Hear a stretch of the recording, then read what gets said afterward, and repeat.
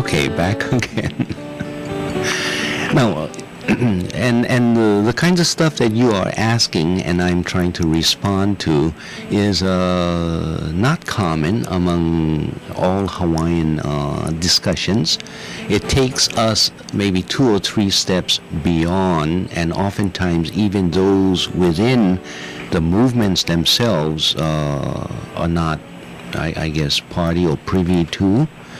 And so I'm very happy that you have taken the opportunity to ask these questions and really get down to the brass tacks, so that we can see in the earlier questions asked by David last night, we can begin to do the deeper analysis of what needs to be done.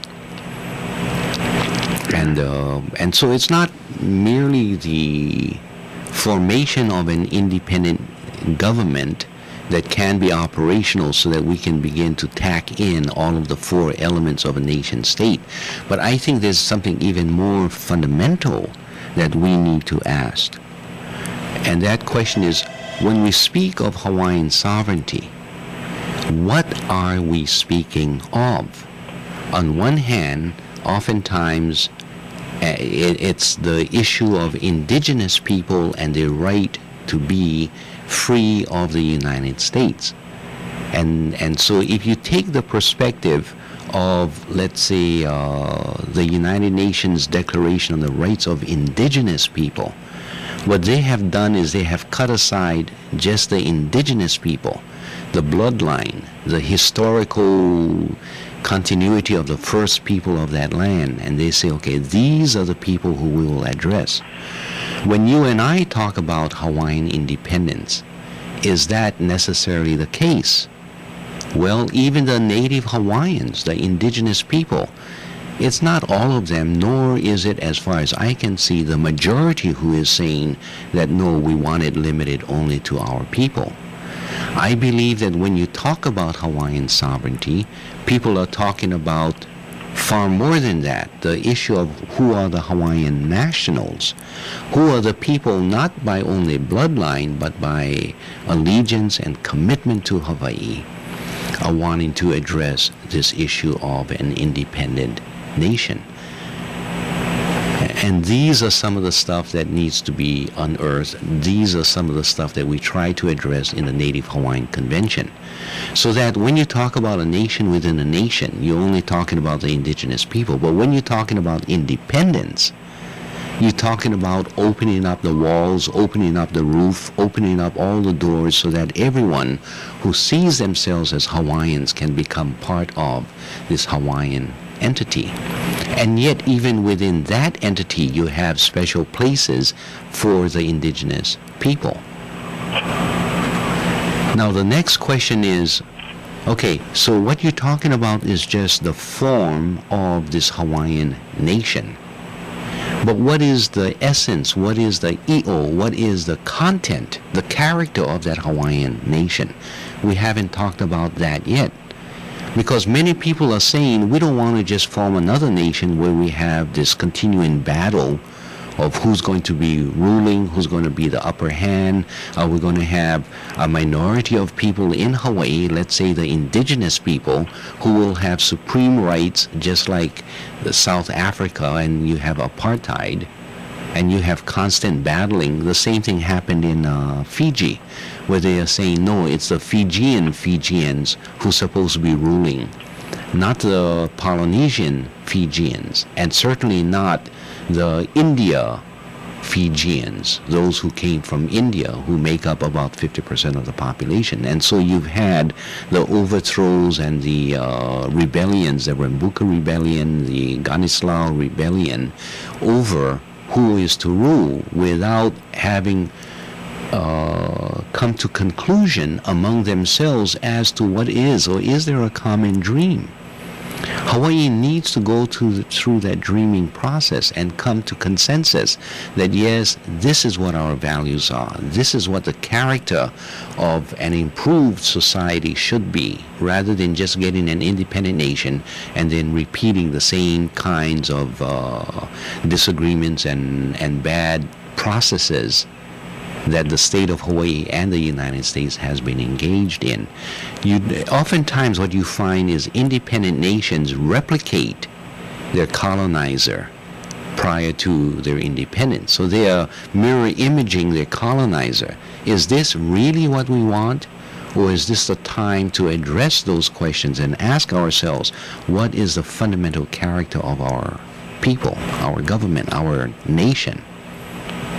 So in terms of who, what, when, where, why, I think the what question has to be one of the initial questions. What are we really trying to achieve? And that discussion has to be a long, wide open discussion. And then after that is, who are the we when we talk about self-determination? Who is that self?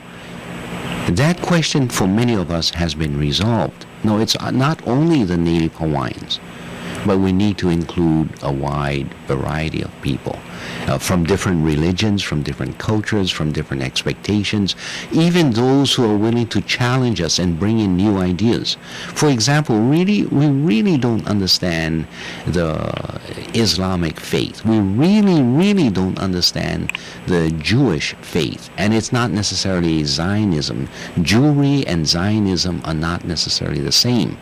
But we need to be open and start examining that kind of stuff.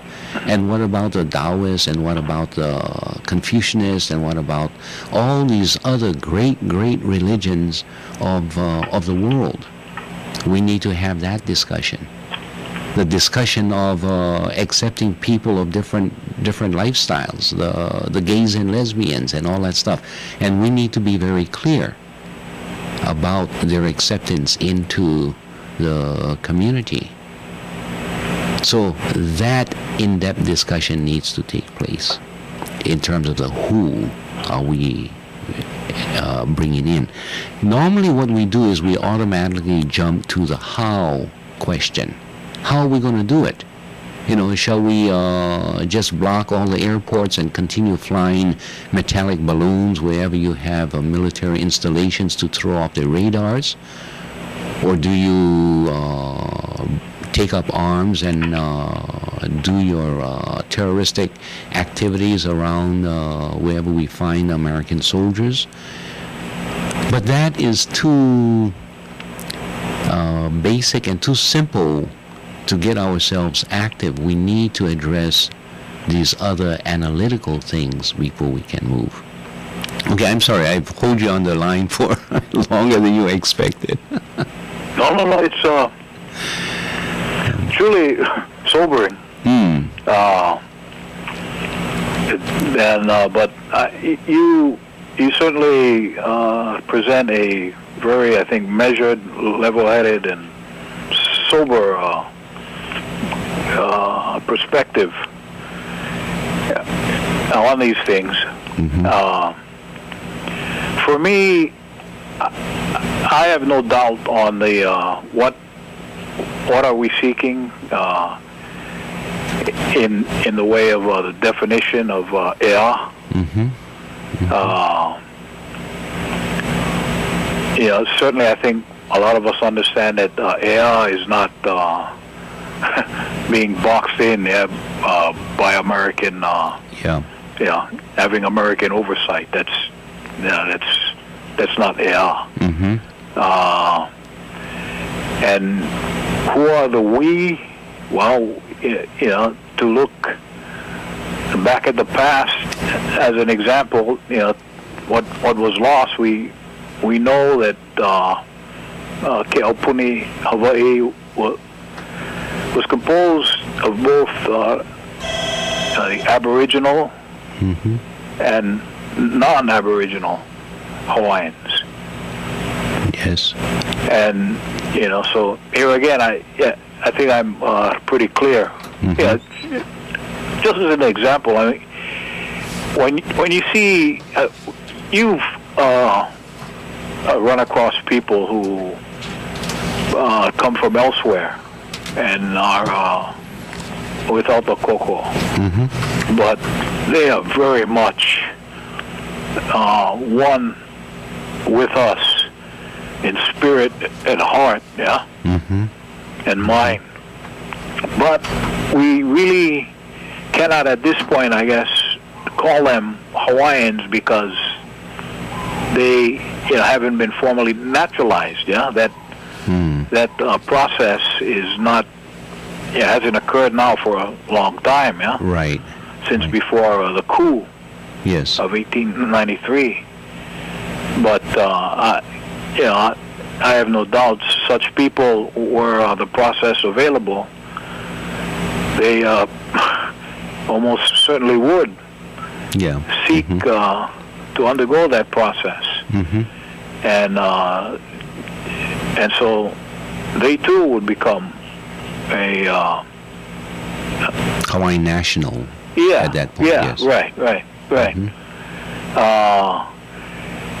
But there are other questions which need to be delved into and sufficient answers found for them.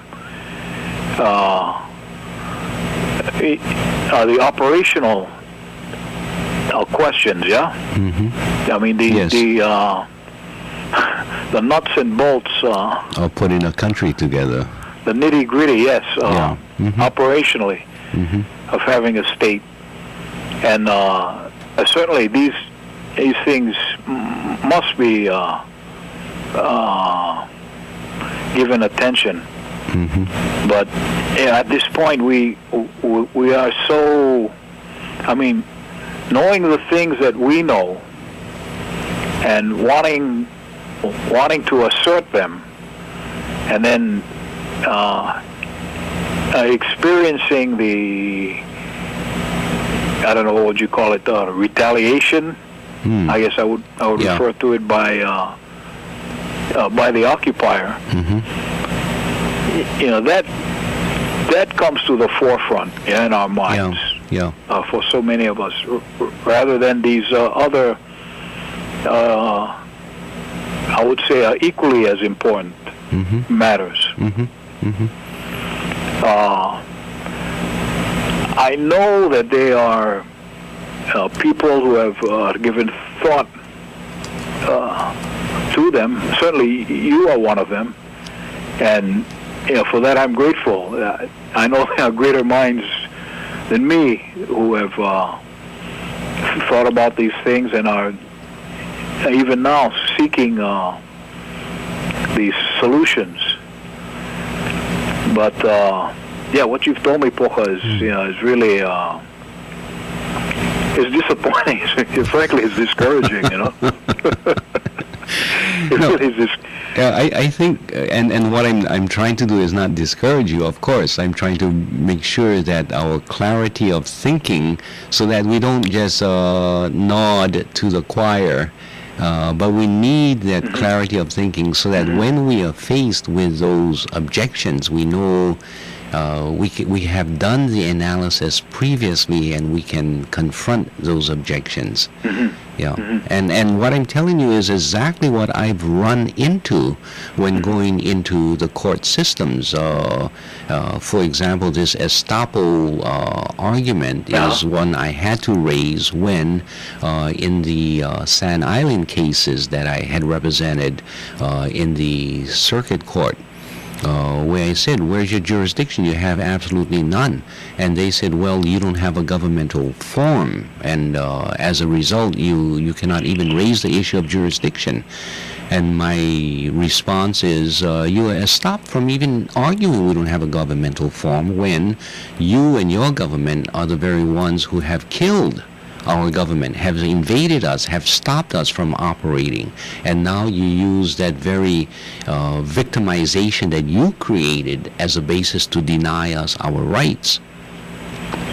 Yes. And so, that kind of stuff comes about through experience and through, having taken time, and as a result of having to defend both myself and others, you're forced into that kind of analysis. So anyway, it's not any idea of greater minds. I've just had a different experience that I want to share with you folks. We do have another caller. I just recognize that we do have another call. as always, Poka, it's always a pleasure. Yeah, and before you go, let me say that we really need to get much closer together and start meeting, not necessarily only on the radio, but in other forums. I know that Leon will be coming back from Geneva, and I've been in communication with him and a group of others where there was some question about shall we agree to reach a written agreement, and so we've had some discussions there, and what we're saying is that, well, Leon, when you get back, let's sit down together and let's go through a meeting among those who have been very much involved in these kinds of stuff, and let us put our heads together. So as soon as I hear about it, I will try to announce to you and to all others who may be interested. The second thing is that we really need to sit together, even whether or not Leon comes back or not, or whether or not it's in that forum, we need to get together and start these discussions again. In the meantime, may I ask that you go to my website, and it's at www.hawaiianperspectives.org. And in there, I have some of the writings about this visioning of what Hawaii should look like in the year 2035. And a lot of the legal arguments and my conclusions are in papers in that website. So you might want to meander through those kinds of stuff. Yeah. Okay, I got to run. Okay, Mike. Take care. And mahalo for your call. Aloha. And we do go to our next caller. We do have two calls on. Aloha, caller. Welcome to the program. Maybe you can correct me. My understanding is this caller who you're talking to is not Hawaiian. That's not my understanding, but I cannot say whether he is or is not of the Hawaiian blood. I think you're breaking up, so. Okay. Yeah, I haven't asked him. I expect that he is of the native Hawaiian blood. But I still can't understand you. Okay, then why don't you listen to the radio? I got you now. Okay, I was saying... Was I correct in my understanding is that caller is not Hawaiian? First of all, I don't know, and I think you're not correct. Yeah, I think he is not Hawaiian, but he seems to have he speaks as if he is Hawaiian and seems to have an interest in this movement. But what I had said in my family and my contact of over 200, not one of them have an interest in this particular movement. As far as sovereignty, they seem to be satisfied with the status quo. I don't know how many people are involved in this movement, and I'd like to mention another aspect of Kamehameha schools. They're Kamehameha schools. They're really interested in the annual song contest. What is their general interest in going forth in this movement of sovereignty in their curricula, or do they have an agenda other than the annual song contest? I'll just hang up and listen. Okay. It's an interesting subject. I think we'll probably go up next 50 or 100 Okay, years. why don't we... Be resolved. Okay, now I need to get to another caller, so I'm going to release your line and answer your question off the air, and then immediately jump to the next caller because of the limitation of time. First of all, let's not conclude for other people who they are or what they are. The most I can say about all of my callers, unless they themselves identify themselves, as you had in an earlier call that you were part Hawaiian. This caller have not identified himself, and I do not care about it. I have not even asked whether or not he is or is not. But let's not draw any conclusions on what you believe and what I may believe. Secondly, I cannot answer for Kamehameha schools. Kamehameha schools are constantly in re-identifying itself like any living and breathing organization. Kamehameha has done certain things in the past and are continuing to identify themselves. I don't agree with you that the only thing they do is just a song contest, although this is what is oftentimes prompted, and nor is the only thing that Hawaiians do the Merry Monarch. Hawaiians are engaged in many, many other things. As to the next point that you raised, that of your 200 relatives who are Hawaiians, none of them are involved in the Hawaiian movement, that may be the case, and that will be a very unusual 200 number, because the vast majority of those who voted in the Native Hawaiian vote, about 70%, or about, what was that, about 60 to 70,000 people participated, and they all said, yes, let's have this vote, an election of our representative to sit in council or in a convention and propose to us the next step for Hawaiian sovereignty. So that's my responses to your points. Now, let me go to the last caller. Aloha, caller. I'm sorry for keeping you waiting. Aloha. Hi, aloha. Hey, Rana. Hey. Morning, can you hear me? Yes, I hear you well. Oh, no. be breaking up. Last call is just a short answer that may be satisfying to him. Mm-hmm. Kamehameha Schools is a trust within their jurisdiction, if I am correct, anyway. Mm-hmm. But I'm calling basically, you were talking about jurisdictions earlier, Right. and Leslie, and it was good. I have a catch-22 for myself here Mm-hmm. against the state of Hawaii. Okay, this is Bilipo, yeah? Yes.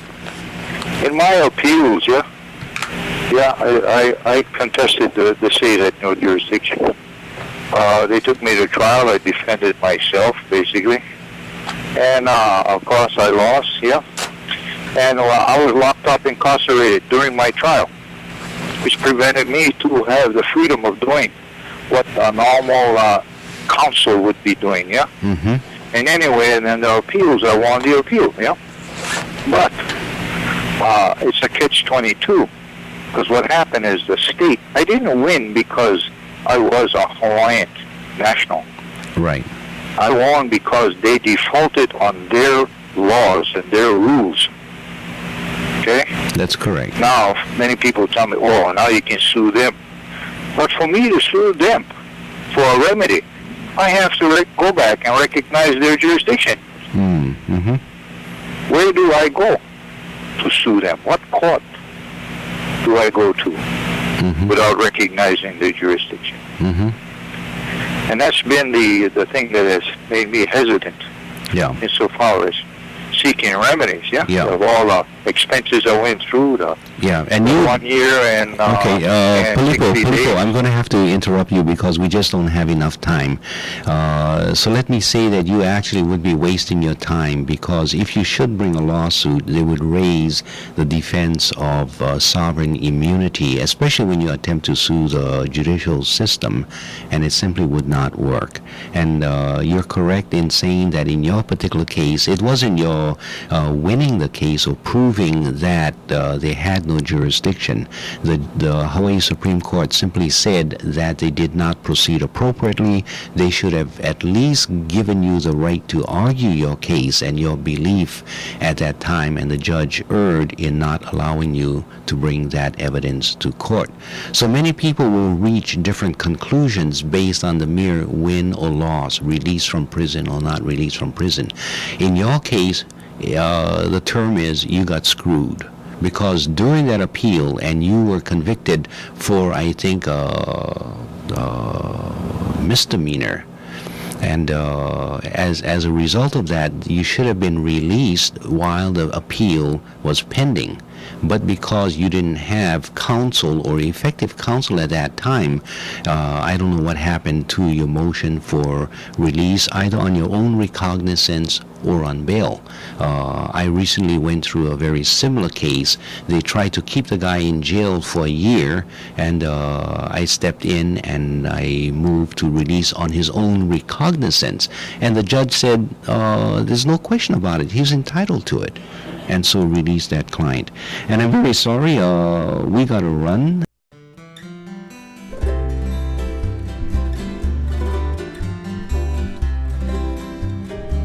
Kola ana nā pua o Hawaii. Pupa'a ma hope o ka aina, iki mai ka elele o ka loko ino. Pala pala anunu me ka paka.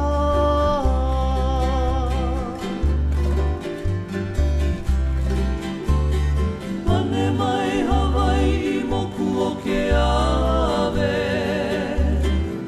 koku ana honoa o Pi'ilani.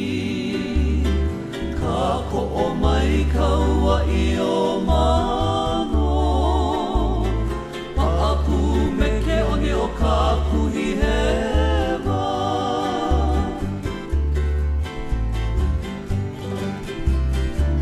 Aolea e kau i ka pulima, maluna o ka pepa o ka enemi. Po o hui ai nā ku ai hewa, i ka pono sivila a